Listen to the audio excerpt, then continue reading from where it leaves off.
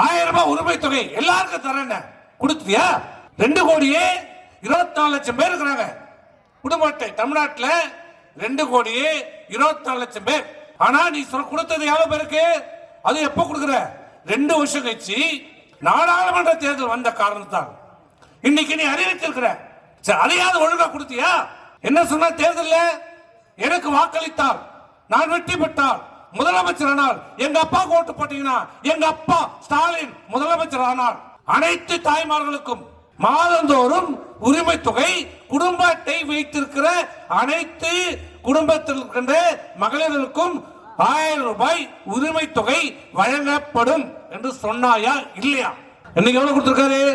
1,02,00,000 பேர் கொடுத்திருக்காரு. மீதி 1,22,00,000 பேர் என்ன? அவனுக்கு ஓட்டு போடலையா? அவன் தமிழ்நாட்டு மக்கள் இல்லையா? அவன் ஏழை இல்லையா? அப்ப அந்த 1 கோடி பேர்ல யாரு? திமுக தேடி தேடி கொடுக்கிற அவன் குடும்பத்துக்கு கொடுக்கிற. அதுல இப்ப சொல்லிட்டான் மாசம் மாசம் கணக்கெடுப்ப கண்டிஷன். வீடு இருந்தால அப்ப எங்க ரோட்ல பிளாட் பார்க்ல இடம் பத்துன்னு இருக்க முடியும்? நிறைய படுக்க முடியும்?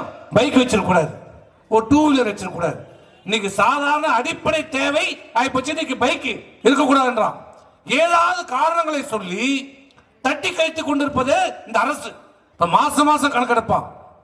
உங்க வீட்டுல ஏதாவது மாற்றங்கள், நீ வீடு கட்டி இருந்தாலோ வண்டி வாங்கி இருந்தாலோ யாருக்காவது வேலை வாங்கி இருந்தாலோ உனக்கு அந்த மாசம் கிடையாது.